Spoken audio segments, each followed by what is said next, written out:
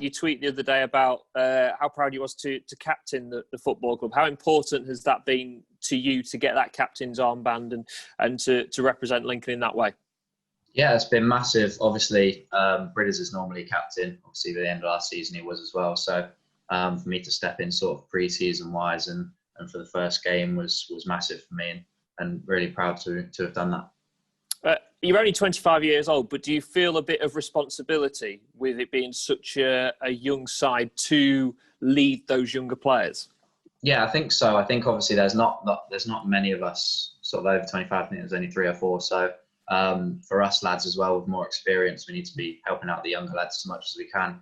And I think this year I've taken on a bit more responsibility, especially around the training ground as well and stuff like that. So yeah, I'm really embracing that sort of stuff. Yeah.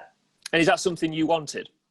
Yeah, definitely. I think as you get older, I think you sort of want to have a bit more involvement in that side of stuff as well. I would say probably when I was 22, I wasn't ever sort of thinking at this age I'd probably be doing sort of the captain duties and stuff like that. So obviously I'm really proud to be doing that sort of stuff. And you say that you've taken on more responsibilities around the training ground. What does that mean? What does that mean you've had to do extra? Just a bit more involvement sort of with the gaffer, say, sort of with fines and stuff like that. Obviously, there's a group of us older lads that do that sort of stuff. Just around the training ground, really, that sort of fines, helping out with the food and stuff like that.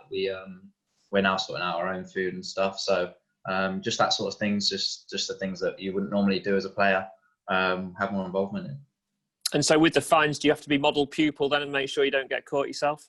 Yes, I try not to get fined. To be fair, I've had 2 good weeks where I haven't been fined, so hopefully that continues. Who's the worst offender so far? Max and Aaron are the worst at the moment. I think Aaron was late for something yesterday, so he's not had a good week this week. And is it just the usual things of bringing mud into the dressing room, of being late, of leaving your plates out after food, whatever it might be, the usual bits and bobs? Yeah, it's nothing too bad. It's obviously late's the big one, so you don't want to be late. I think all the fines that are heavier are for being late. Obviously, we don't want that. But yeah, it's just little bits like that, leaving your bottle out, leaving your jumper outside, sort of like £5, stuff like that. And obviously you can have a bit of banter with it as well. So helps team around. I was going to say, it must be great for the camaraderie. And I know you've had a pre-season together, although a shortened one, to get to know the personalities in the squad as well as yourself as playing on the pitch. Yeah, I think it's a very new squad, you know what I mean? We've had quite a lot of new players join this year. So it's important that everybody gets to know each other as quickly as possible, because it's only going to help on the pitch as well as off the pitch. So yeah, I think we've got a really good group here. How excited are you to get that League One season underway, even though we've had a week of the season, to finally get the league games underway? Yeah, obviously that first game's always exciting. Obviously it's disappointing that the fans can't be there. Obviously we know they're all behind us, so we can't wait to get started tomorrow. Yeah. The manager said that some players are starting to get a little bit used to playing without fans. Are you one of them, or are you still finding it a bizarre match day experience? I think certain games can not have the atmosphere. Obviously, you've got no one in there, and it sometimes is hard to get off to a quick start. And I think that's maybe something that we need to work on. But definitely, I think that hopefully in the future we can have them back. Me personally, I don't mind it, to be honest with you. I just try and concentrate on my football, no matter if there's fans there or not. So I try and give my all either way. And have your family been watching on the internet? Have they, instead of coming to the games, have they been tuning in and seeing how you're getting on? Yeah, my dad comes to pretty much every game anyway. So when obviously he's not been allowed to come, he's been watching at home. So yeah, he watches with interest. Yeah. And I know last pre-season you talked about you'd done some extra fitness work with your dad before you got involved with Lincoln. Did you do that again this season? Was your dad a big part of being in lockdown, helping you out? Unfortunately not, because obviously I'm living up here, and my mum and dad live back in Oxford. So I was just up here doing my own stuff. He sent me quite a lot of stuff to do through, and obviously we had quite a lot of stuff from the club as well. So I did work really hard in pre-season.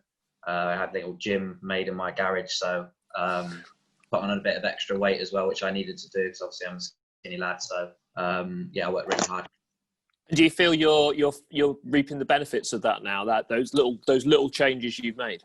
Yeah, definitely. I think when you look at this time that we've had, you would never normally, I'd say from the age of 8, I don't think I've had this amount of time off football ever in my life. So it's been really good to actually try and work on things that you've probably not worked on before, fitness wise as well as gym wise, because I haven't probably done as much gym as I should have in my career. So I definitely pushed it those last sort of 4 months that we had to ourselves.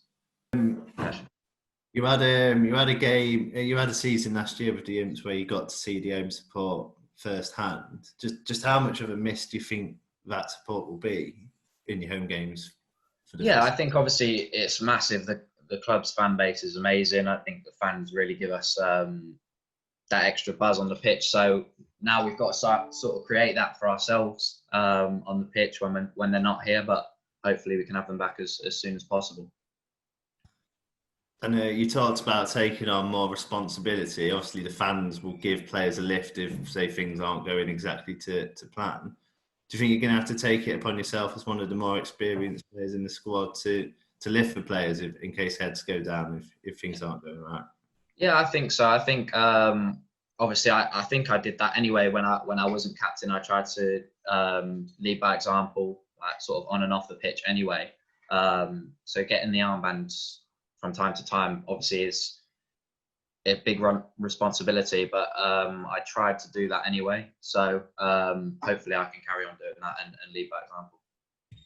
And just one more with the fans. Obviously, when the fans are there, it gives the real impression that it's a competitive game. As a player, do you think it's harder to get motivated when there isn't any noise in the stands? Yes and no. I think obviously it is a completely different experience to anyone's had before without having the fans. But I think all of the players are focused and concentrated on the game as much as they are with and without fans. It would be wrong to be going into a game and not 100% focused. So I think every player knows what they have to do when they go on the pitch. And obviously, last season was curtailed early, so it's actually been an incredibly long time since you guys had a league game. You've had a few weeks back. Are you feeling fresh and ready because of that extended break? Yeah, obviously we've been working hard on the training pitch, tactically and technically and physically. So especially off the pitch as well, we've been working on how we're going to play, especially with all the new players and stuff. So I think we're all really excited and raring to go for tomorrow. And you obviously came in under Danny. You've had a pre-season now under Michael. How is it different? Just tactically, really. Physically as well, we've done a lot more work, I would say, than we did last year. Like running wise, we didn't do as much running. We did mostly ball work last year in pre-season. So I think we feel fitter. And tactically as well, it's a completely different style to when Danny and Nicky was here. So obviously we're looking to move forward on that tactics as well. Where does the gaffer see you playing in pre-season? Because obviously you've sort of, this season, you've sort of played down the middle and sort of out wide as well. Where do you think you and him believe your best position is? I don't know, to be fair. You'll have to ask him. Obviously, I don't mind playing either place. So when I was a youngster, I've always been a centre midfielder. It was only until I went to Notts County on loan that I played wide left, and obviously I had a good couple of seasons there. So I feel comfortable on both positions. So whatever the gaffer needs from me, I'm always ready to give 100%, whether it's in the middle or out wide. And just one final one. You were only one of the handful of players that were here when the 6-0 happened last year.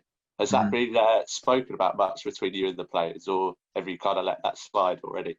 There's only me and Harry, I think, left from that, and maybe Max as well. We haven't spoken about it, but I'm sure we will before the game tomorrow.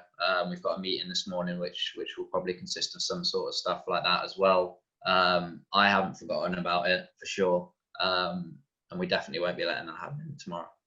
Is it a case of sort of seeking revenge almost? But I don't think it needs to be said like that.